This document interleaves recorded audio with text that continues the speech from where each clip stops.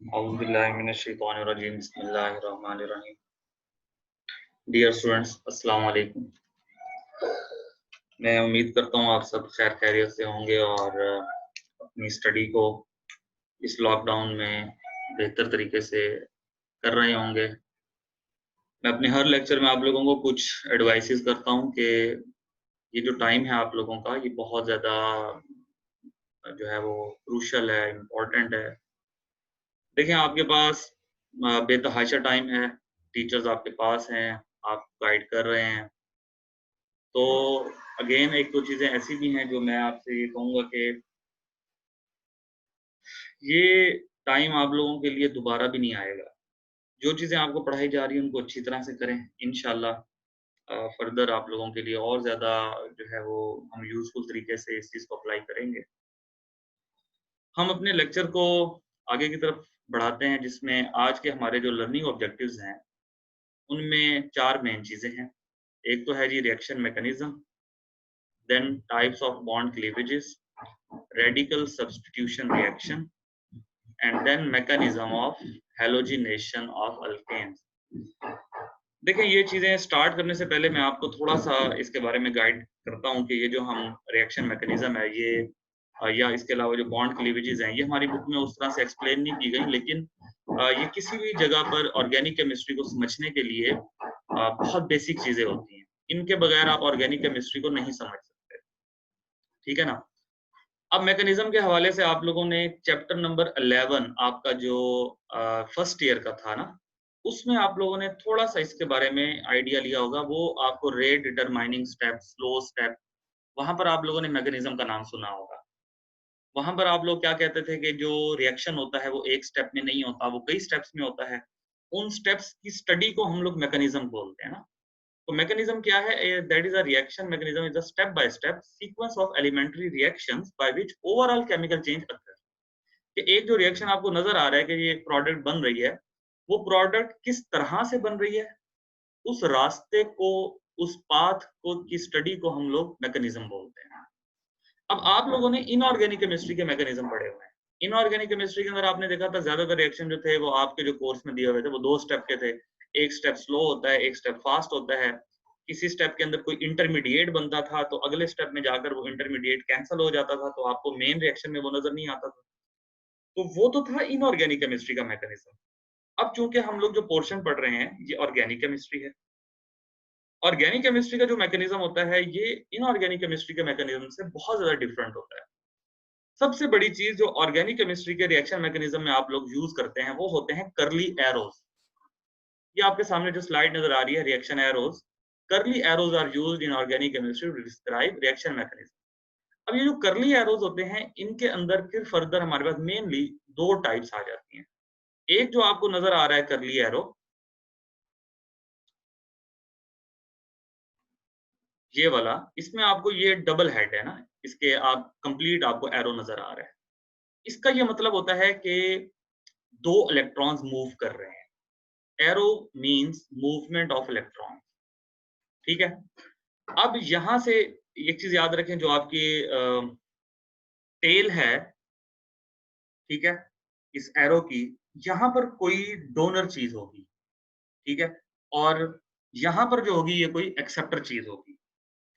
तो जब हम इलेक्ट्रॉन को एक जगह से दूसरी जगह ट्रैवल करवाएँगे, तो हमें इस तरह के एरोज़ यूज़ करने पड़ेंगे। कभी भी आप स्ट्रेट एरो यूज़ नहीं करेंगे। स्ट्रेट एरो आप लोगों ने देखा होगा वो रिएक्शन के अंदर इस्तेमाल होता है, रिएक्टेंट टू प्रोडक्ट, तो वो फिर जब आप मेन रिएक्शन लिखते हैं तो उसमें इस्तेमाल होते हैं। तो ये कर्ली एरोज़ जो है ना, ये आप लोगों ने रिएक्शन मैकेनिज़्म में इस्तेमाल करने होते हैं और ख़ास तौर पर ये जो आपकी ऑर्गेनिक केमिस्ट्री है ना, इसमें। अब ये वाला जो एरो है ये सिंगल हेड एरो है, इसका मतलब होता है मूवमेंट ऑफ वन इलेक्ट्रॉन, ये देखिए सिंगल इलेक्ट्रॉन सोर्स।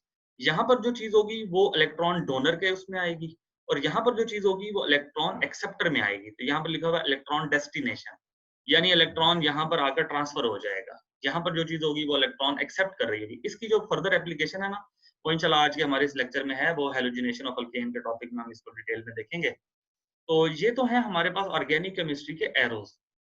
इसके अलावा भी काफ़ी एरोज़ हम लोग यूज़ करेंगे जो रेजोनेंस स्ट्रक्चर्स के अंदर इस्तेमाल होते हैं। तो केमिस्ट्री के अंदर हर एरो का कोई ना कोई मतलब होता है। आप अपनी तरफ से कोई भी एरोज़ अक्सर स्टूडेंट्स मैं देखता हूँ कि वो लोग ना डिज़ाइन बनाने के लिए किसी भी तरह का कोई एरो बना देते हैं, तो वो एरोज़ आपको तो नहीं पता होते, लेकिन उन एरोज़ का कोई ना कोई मतलब होता है। एनीवेज़ अब हम चलते हैं अपने नेक्स्ट स्लाइड की तरफ। देखिए, जब ऑर्गेनिक केमिस्ट्री में मैकेनिज़्म हम लोग स्टडी करते हैं, तो ज़्यादातर यही होता है कि पुराने बॉन्ड टूटते हैं, नए बॉन्ड बनते हैं। तो जब भी कोई बॉन्ड ब्रेक होता है, जिसको हम बॉन्ड क्लीवेज बोलते हैं, तो बॉन्ड क्लीवेज 2 तरह की होती है। एक होती है होमोलिटिक बॉन्ड क्लीवेज और एक होती है हेटेरोलिटिक बॉन्ड क्लीवेज। तो होमोलिटिक बॉन्ड क्लीवेज और हेटेरोलिटिक बॉन्ड क्लीवेज दोनों तरह की आप लोगों ने स्टडी करनी है और हर हर जो है वो चैप्टर है, उसके अंदर इन मैकेनिज़्म्स के अंदर और इन बॉन्ड क्लीवेजेस के अंदर इन दोनों क्लीवेजेस का रोल होगा। अब ये वाली जो क्लीवेजेस हैं, ये हमारी बुक में इतनी ज़्यादा जो है वो मैं जब देखा कोर्स तो उसमें इतना ज़्यादा इसको एक्सप्लेन नहीं किया हुआ। तो मैंने इसलिए ये आप लोगों को अलग से बताई हैं कि ये अगर आप लोगों को बॉन्ड क्लीवेजेस का आइडिया होगा, तभी आपके लिए ऑर्गेनिक केमिस्ट्री के मैकेनिज़्म्स को समझना आसान होगा। तो होमोलिटिक बॉन्ड क्लीवेज क्या होती थी, इसके बारे में मैं एक बड़ी सिंपल सी बात बताता हूँ। देखिए, इसकी डेफिनेशन आपको बहुत सारी मिल जाएँगी, उसके अलावा आप लोग इसके अंदर बहुत सारी चीज़ें पढ़ लेते हैं। मैं बड़ी सिंपल सी मिसाल बताता हूँ कि देखें, जब भी बॉन्ड ब्रेक हो, कोवलेंट बॉन्ड ब्रेक हो, ज़्यादातर हम लोग यहाँ पर कोवलेंट बॉन्ड की बात करते हैं मैकेनिज़्म्स के अंदर।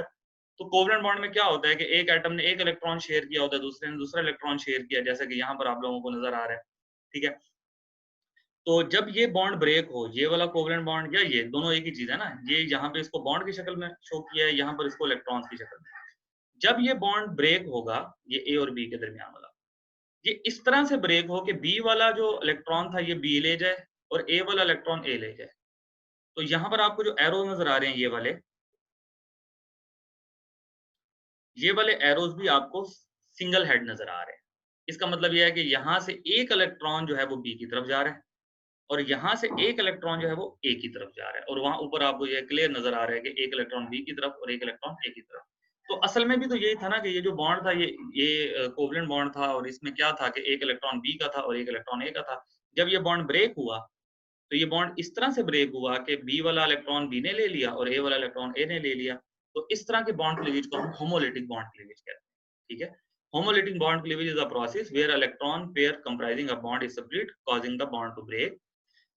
And the sequence of this process in the retention of a single unpaired electron on each of the atom that were formerly joined by a bond. यानी जब ये bond break होता है, तो उसके नतीजे में वो जो एटम्स होते हैं वो रेडिकल्स में कन्वर्ट हो जाते हैं। लेकिन जब ये वाला इलेक्ट्रॉन बी पे आ जाएगा, ये वाला इलेक्ट्रॉन ए पे आ जाएगा, तो ये दोनों, ये जो आपको रिजल्टिंग जो स्पीशीज नजर आ रही हैं, ये वाली, ये रेडिकल्स हैं।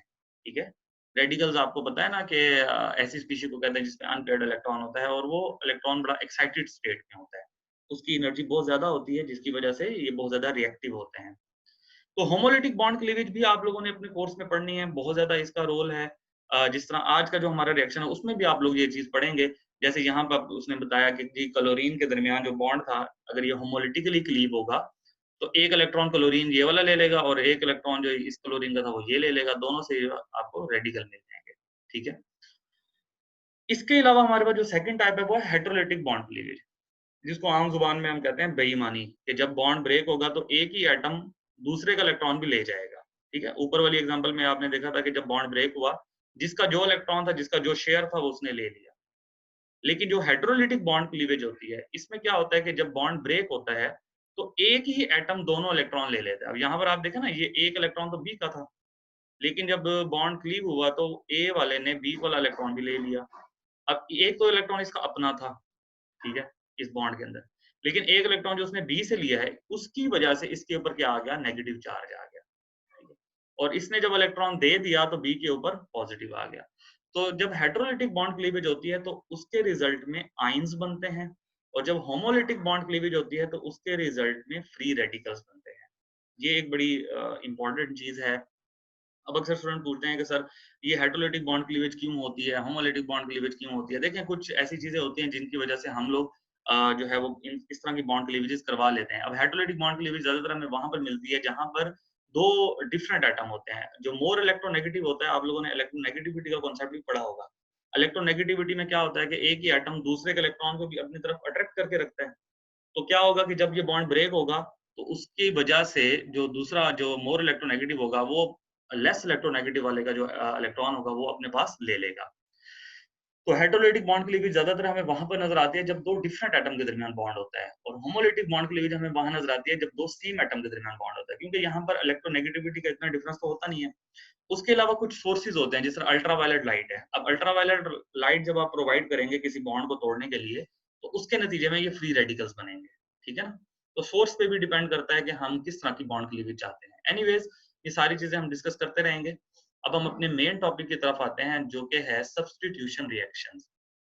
देखें, जो अल्केन्स होती हैं ना, ये बहुत ज़्यादा स्टेबल होती हैं, इनके अंदर नए एटम की जगह नहीं होती, और इस वजह से ये जो इनके जो रिएक्शंस होते हैं वो सब्स्टिट्यूशन रिएक्शंस होते हैं। ऑर्गेनिक केमिस्ट्री में हम लोग बहुत सारे रिएक्शन पढ़ते हैं, जिस तरह आगे चलकर आप पढ़ेंगे एलिमिनेशन रिएक्शंस, ठीक है? उसके अलावा सब्स्टिट्यूशन रिएक्शन और रीअरेंजमेंट और रिडॉक्स रिएक्शन, बहुत सारे रिएक्शंस आते हैं। लेकिन अल्केन्स जो होते हैं ना, ये सब्स्टिट्यूशन रिएक्शन शो करते हैं। देखिए, जब नाम से आपको नजर आ रहा है सब्स्टिट्यूट, जिस तरह फुटबॉल मैच में आपने देखा होगा कि एक खिलाड़ी बाहर जाता है तो उसकी जगह पर दूसरा खिलाड़ी सब्स्टिट्यूशन के तौर पे आता है, तो यहाँ पर भी ऐसा ही होता है कि एक एटम निकलेगा, उसकी जगह पर नया एटम आएगा। इस रिएक्शन को सब्स्टिट्यूशन रिएक्शन कहेंगे।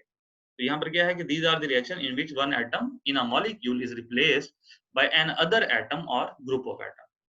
अब अल्केन के अंदर मसला भी यही होता है। मैं पहले भी आप लोगों को जब पैराफिन के हवाले से बता रहा था कि alkanes are also called paraffins, तो उसमें मैंने आपसे कहा था इनके पास नए एटम की जगह नहीं होती। They are called saturated because they have no vacancy for new atoms. तो पहले इनमें से नया एटम आने के लिए पुराने एटम को निकलना पड़ेगा। जब वो निकलेगा तो फिर नया एटम आएगा, और इस तरह के रिएक्शंस को सब्स्टिट्यूशन रिएक्शंस कहते हैं। और अल्केन्स का जो सबसे मशहूर सब्स्टिट्यूशन रिएक्शन है, सबसे फेमस है, जो आप लोग 10th क्लास में भी पढ़कर आते हैं, वो होता है फ्री रेडिकल सब्स्टिट्यूशन रिएक्शन, ठीक है? तो alkanes can be converted into halogenated alkane. ये उसी रिएक्शन की बात हो रही है जो आप लोग 10th क्लास में पढ़कर आए थे, जिसके बारे में आप लोग कहते हैं हैलोजिनेशन, ठीक है ना। ये वही हैलोजिनेशन है जिसको हम लोग यहाँ पर स्टडी करने जा रहे हैं। अब यहाँ पर एक बात जो मैं आप लोगों को बताना चाहता हूँ कि आप लोगों ने 10th क्लास में हैलोजिनेशन रिएक्शन या ये जो सब्स्टिट्यूशन रिएक्शन है, इसके बारे में सिर्फ स्टेप्स देखे थे कि एक क्लोरीन निकलता है, उसकी जगह हाइड्रोजन निकलता है, उसकी जगह पर क्लोरीन आ जाता है, फिर इसी तरह बारी-बारी वो 4 प्रोडक्ट्स मीथेन के साथ आपने देखी थी। लेकिन अब यहाँ पर आप लोग क्या है कि उसका मैकेनिज्म भी पढ़ेंगे। यानी जो प्रोडक्ट आपको मिलती है ना, ये जिस तरह यहाँ पर एक हाइड्रोजन निकल गया, उसकी जगह पर Cl आ गया, फिर एक हाइड्रोजन निकला, उसकी जगह पर दूसरा Cl आ गया। तो इस रिएक्शन के मैकेनिज्म को भी आप लोगों ने इस सेकंड ईयर में स्टडी करना है, और आगे चलकर फिर ये मैकेनिज्म जो है ना, फिर आप मजीद इनमें डाइवर्सिटी देखेंगे कि हर रिएक्शन का मैकेनिज्म जो है वो थोड़ा-सा दूसरे रिएक्शन से डिफरेंट होता है। तो वहाँ पर तो आप लोगों ने देखा था कि एक-एक हाइड्रोजन निकल गया, एक-एक क्लोरीन ऐड हो गया, और सिंपल सा आपने वे में देख लिया था। यहाँ पर अब आप लोग बाकायदा स्टेप्स के अंदर देखेंगे कि ये जो रिएक्शन होता है, ये कितने स्टेप्स में होता है, किस तरह से होता है, किस तरह हाइड्रोजन, क्लोरीन एक-दूसरे को रिप्लेस कर रहे होते हैं। तो ये सारी चीज़ें इसमें आप देखेंगे। सब्स्टिट्यूशन रिएक्शंस ऑफ अल्केन्स के अंदर, जिसमें हम हैलोजिनेशन की बात करने जा रहे हैं, इसके 3 मेन स्टेप्स हैं। पहले स्टेप को कहते हैं initiation, then propagation and the last one is termination. आप लोगों को ये स्टेप्स के नाम आने चाहिए। इनिशिएशन का मतलब है रिएक्शन का स्टार्ट होना, ठीक है? तो पहला स्टेप जिसमें ये रिएक्शन स्टार्ट होता है कि हम लोग सनलाइट या अल्ट्रावायलेट रेडिएशंस की मदद से बॉन्ड क्लीव करते हैं क्लोरीन और क्लोरीन। और ये मैं पहले भी एक्सप्लेन कर चुका हूँ कि अल्ट्रावायलेट रेडिएशन से जो बॉन्ड क्लीवेज होती है वो होमोलिटिक होती है। यानी ये क्लोरीन अपना इलेक्ट्रॉन ले लेगा और ये वाला क्लोरीन अपना इलेक्ट्रॉन ले लेगा, और इससे ये रेडिकल बन जाएगा। अब रेडिकल्स के बारे में याद रखें, radicals are very reactive species. एक दफा जब ये बन जाते हैं तो फिर इनके रिएक्शन को स्टॉप करना इतना आसान नहीं होता, ठीक है ना। अब जैसे ही ये रेडिकल बनेगा, ये रेडिकल जाकर आपके उस अल्केन के साथ रिएक्ट करेगा, ठीक है। अब अल्केन हम जो यूज कर रहे हैं वो है CH4, ये मीथेन है, ठीक है। अब आप लोगों ने पहले तो ये होता था कि यहाँ से हाइड्रोजन निकाल के Cl लगा दिया और बात खत्म हो गई। अब थोड़ा इसको जो है वो थोड़ा डिटेल में देखते हैं। After the formation of radicals, हमारा सेकंड जो स्टेप है वो है प्रोपेगेशन। कि अब ये प्रोपेगेट करेगा, आगे की तरफ बढ़ेगा। कि वो रेडिकल जो हमने वहां पर जनरेट किया था, वो रेडिकल जाता है मीथेन के मॉलिक्यूल के पास, और उसके एक हाइड्रोजन को निकाल देता है। तो यहाँ से एक एरो, आप सिंगल हेड एरो ये शो कर रहे हैं कि ये इधर आया। तो यहाँ से एक बॉन्ड, ये CH4 के अंदर कार्बन और हाइड्रोजन के दरमियान 4 बॉन्ड थे, तो हमने एक बॉन्ड को यहाँ पर शो किया। एक बॉन्ड जो था ना, वो यहाँ से ब्रेक हुआ होमोलिटिकली, और इस हाइड्रोजन के पास भी एक इलेक्ट्रॉन है। उस इलेक्ट्रॉन की मदद से इसने Cl से बॉन्ड बना के क्या बना दिया, HCl। लेकिन जब ये वाला बॉन्ड ब्रेक होता है तो यहाँ से एक इलेक्ट्रॉन जो कार्बन का था वो इस CH3 पर आता है, तो इससे ये मिथाइल का रेडिकल बन जाता है। अगर आपको सिर्फ ये 2 स्टेप समझ आ जाएं ये वाले, तो आपके लिए इसकी फर्दर प्रोडक्ट्स बनाना बहुत आसान है। देखें, क्लोरीन रेडिकल जो पहले स्टेप में बना था, उसने क्या किया, CH4 के एक हाइड्रोजन को निकाल के मिथाइल को रेडिकल में कन्वर्ट कर दिया। अब ये जो मिथाइल रेडिकल है, मैंने कहा अगेन ये बड़ा रिएक्टिव होता है, रेडिकल कोई भी हो, ये फौरन से जाकर अब Cl2 मॉलिक्यूल से रिएक्ट करेगा। देखें, जब हम रिएक्शन स्टार्ट करते हैं तो उसमें एक मॉलिक्यूल तो नहीं होता ना, उसमें तो मिलियंस ऑफ मॉलिक्यूल्स होते हैं। तो CH3 का जो रेडिकल है ये जाकर Cl2 के मॉलिक्यूल से रिएक्ट करेगा। अक्सर बच्चे यहाँ पर कंफ्यूज होते हैं, तो मैं उनको कहता हूँ, देखो बच्चे, हमेशा सिंपल सी बात याद रखो, प्रोपेगेशन के अंदर एक रेडिकल और एक न्यूट्रल मॉलिक्यूल होगा, ठीक है ना। कभी भी दो रेडिकल आपस में रिएक्ट नहीं करेंगे, ये इसकी निशानी है। पहले में क्या हुआ, क्लोरीन रेडिकल ने मीथेन से रिएक्ट किया तो मिथाइल। अब ये जो मिथाइल रेडिकल है ये क्लोरीन मॉलिक्यूल से रिएक्ट करेगा Cl2 से, उसकी एक क्लोरीन को अपने साथ अटैच करवा लेगा। अब देखें, इस रेडिकल ने इसका बॉन्ड ब्रेक करवा दिया, इसका बॉन्ड इस तरह ब्रेक करवाया कि एक क्लोरीन इधर आ गई तो उसके साथ इसका बॉन्ड बन गया CH3Cl, और अब इस बॉन्ड के ब्रेक होने से क्लोरीन का रेडिकल बन गया ये वाला। ये किस्म की यूं समझे ना कि जंग शुरू हो गई है, अब वो उसके नतीजे में रेडिकल बनते जा रहे हैं, वो रेडिकल आगे दूसरे मॉलिक्यूल्स को रिएक्ट करते जा रहे हैं। अब ये क्लोरीन का रेडिकल क्या करेगा, ये जाकर किसी भी मॉलिक्यूल से रिएक्ट कर सकता है, लेकिन हम लोगों ने अपने को जो है वो मैकेनिज्म के हवाले से इसी चीज पे बाउंड रहना है कि ये जो चीज बनी थी ना CH3Cl, ये रेडिकल इसी से रिएक्ट कर लेगा। अब ये क्या करेगा, उसके पहले एक और हाइड्रोजन को अपनी तरफ जो है अट्रैक्ट करेगा, उसका बॉन्ड ब्रेक करवा देगा। अगेन ये स्टेप रिपीट होगा ये वाला। अब इसमें HCl बनेगा और फिर अगेन रेडिकल बनेगा, लेकिन यहाँ पे जो रेडिकल बन रहा है ये CH3 वाला नहीं है, ये CH2 रेडिकल फिर Cl है। फिर क्या होगा कि ये रेडिकल अगेन जाकर क्लोरीन के मॉलिक्यूल से रिएक्ट करके एक क्लोरीन अपने साथ अटैच करवा के ये एक मॉलिक्यूल। अब इसके आगे 4 स्टेप और हैं, जिस तरह ये 4 स्टेप्स आपको नजर आ रहे हैं ना, इन 4 स्टेप्स की तरह के ही 4 स्टेप और हैं, जिसमें क्या होगा कि अब ये CH2 में से एक हाइड्रोजन मजीद, जिस तरह यहाँ पे हो रहा था ना, अब ये CH2Cl2 और ये क्लोरीन रेडिकल, ये आपस में रिएक्ट करके क्लोरीन रेडिकल इसके हाइड्रोजन को निकाल के अगेन HCl बना देगा और एक रेडिकल बना देगा, लेकिन वो जो रेडिकल होगा उसमें CHCl2 हो जाएगा, ठीक है। फिर वो CHCl2 का रेडिकल क्लोरीन के मॉलिक्यूल से रिएक्ट करेगा। तो ये आप लोगों की असाइनमेंट है कि आप लोगों ने मुझे यहाँ से आगे ये वाला जो स्टेप आपको नजर आ रहा है ना, ये वाला, देखिए मैंने यहाँ लिखा एटसेट्रा CCl4, यानी आपने CCl4 तक जाना है। आपने ये 2 हाइड्रोजन भी रिमूव करवाने हैं। ये दोनों हाइड्रोजन रिमूव करवा के इनकी जगह पर 2 क्लोरीन आएंगे, तो आपका जो रिजल्टिंग मॉलिक्यूल हो जाएगा वो CCl4 हो जाएगा। तो आप लोगों ने मुझे वो 4 जो यहाँ पे आगे स्टेप्स हैं विद एरोज, ये जो एरोज आपको नजर आ रहे हैं इस तरह से बना के मुझे शो करने हैं। ये आप लोगों की एक असाइनमेंट है, ताकि अगर आप लोगों को ये चीज क्लियर हो जाएगी तो आप लोग इसके अंदर जो है वो मैक्सिमम मार्क्स ले सकते हैं। और ये बड़ा इंपॉर्टेंट क्वेश्चन है, लॉन्ग क्वेश्चन में भी आता है, शॉर्ट क्वेश्चन में भी आता है। तो इसलिए इस क्वेश्चन के अंदर ये हमारा पहला मैकेनिज्म है ऑर्गेनिक केमिस्ट्री का, और इसके अंदर ये एरोज जो हैं ये मैं बड़े आपको पहले भी एक्सप्लेन कर चुका हूँ कि ये सिंगल हेड बनाने हैं, इसमें ये डबल हेड एरोज नहीं बनाए। अगर आप लोगों ने यहाँ पर एरोज को डबल हेड बना दिया तो इसका मतलब होगा कि ये जो बॉन्ड वाले दोनों इलेक्ट्रॉन है ये इधर आ रहे हैं, तो 2 तो इलेक्ट्रॉन नहीं आ रहे ना, इधर में से तो एक इलेक्ट्रॉन आ रहा है जो हाइड्रोजन का था वो इधर आ रहा है, और इधर से कार्बन का जो था वो कार्बन के पास जा रहा है। तो एरोज जो होते हैं ना ये ऑर्गेनिक केमिस्ट्री की जबान होते हैं, लैंग्वेज है, इसकी मदद से आप लोग इसके अंदर सारी चीजों को एक्सप्लेन करते हैं, ठीक है ना। तो ये है हमारे पास प्रोपेगेशन का स्टेप, और रेडिकल सब्स्टिट्यूशन का लास्ट स्टेप होता है टर्मिनेशन। देखिए, जब एक टाइम आता है कि यहाँ पर CCl4 आ जाएगा, क्लोरीन का रेडिकल भी है। अब क्लोरीन का रेडिकल CCl4 में से क्लोरीन को निकाल के तो कुछ कोई नई चीज तो बनेगी नहीं, ठीक है ना। अब रिएक्शन ने खत्म तो होना है कि जब सारे रेडिकल बन जाएंगे कोई मॉलिक्यूल नहीं रहेगा। रेडिकल जो होता है वो आपने देखा था कि मॉलिक्यूल से रिएक्ट करता है। एक टाइम आएगा जब सारे रेडिकल हो जाएंगे या ऐसे मॉलिक्यूल होंगे जिनकी ब्रेकडाउन से कोई नई चीज नहीं बनेगी, तो फिर क्या होगा कि रिएक्शन अपनी टर्मिनेशन की तरफ जाएगा कि रेडिकल्स आपस में रिएक्ट करेंगे। क्लोरीन का रेडिकल क्लोरीन के रेडिकल से रिएक्ट करके Cl2 बना सकता है, CH3 का रेडिकल CH3 मिथाइल के साथ रिएक्ट करके इथेन बना सकता है। उसके अलावा CH3 का रेडिकल Cl के रेडिकल के साथ भी मिलकर, इसमें 3 स्टेप हो सकते हैं, या तो मिथाइल का रेडिकल इस Cl के रेडिकल के साथ मिलके जो है वो CH3Cl, इस तरह की भी प्रोडक्ट बन सकती है, ठीक है। तो यही वजह होती है कि रेडिकल्स की फॉर्मेशन के बाद हमारे लिए इस रिएक्शन को कंट्रोल करना बहुत मुश्किल है और एक प्रोडक्ट नहीं बनती। ये CH3Cl मिथाइल क्लोराइड, ये एक प्रोडक्ट बनी, इस रेडिकल ने इसको तोड़ दिया, डाइक्लोरोमीथेन बना दी। फिर ये रेडिकल इसको तोड़ देगा, एक तीसरी प्रोडक्ट बना देगा। तो फ्री रेडिकल जो रिएक्शंस होते हैं, इनके अंदर सबसे बड़ा मसला यही होता है कि हमें एक तरह की प्रोडक्ट नहीं मिलती और आखिर में हमने देखा था कि ये इथेन मिल रही है हमें, CH3 ये इथेन है, ठीक है? हम लोगों ने तो हैलोजिनेटेड अल्केन बनाने थे ना, ये जिनके साथ हैलोजन अटैच हो, लेकिन हमें साथ-साथ इथेन भी मिल रही है।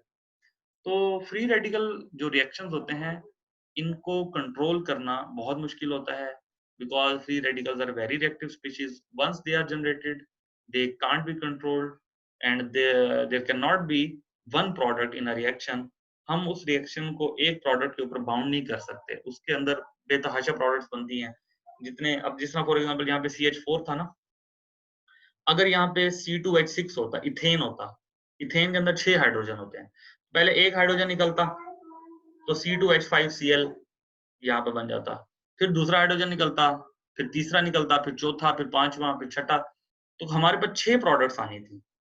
CH4 के अंदर 4 हाइड्रोजन होते हैं, तो हमें 4 प्रोडक्ट्स मिलते हैं। देखिए, एक ये वाली प्रोडक्ट है, एक ये वाली है, इससे आगे क्या होगी CHCl3 और आखिर में होगी CCl4। तो 4 हाइड्रोजन होने की वजह से हमें 4 प्रोडक्ट्स मिली। अगर 6 हाइड्रोजन होंगे तो हमें 6 प्रोडक्ट्स मिलेंगी। तो ये एक जो है वो फ्री रेडिकल रिएक्शंस का समझ लें कि वीक एक उनकी वीक पॉइंट है कि हम फ्री रेडिकल रिएक्शंस के अंदर अपनी मर्ज़ी की ये डिज़ायर्ड प्रोडक्ट जो है उसको एक लार्ज क्वांटिटी में नहीं ले सकते। और एनीवेज़ ये मैकेनिज़्म आप लोगों को अच्छी तरह से आना चाहिए। ये मैकेनिज़्म आपके बोर्ड के पॉइंट ऑफ व्यू से भी बहुत इम्पोर्टेंट है। और इसके बाद हम लोग फर्दर इंशाल्लाह जो मैकेनिज़्म्स आएँगे, उनको भी स्टडी करेंगे और best of luck for your future. इंशाल्लाह नेक्स्ट हमारी मुलाकात होगी। अल्लाह हाफ़िज़।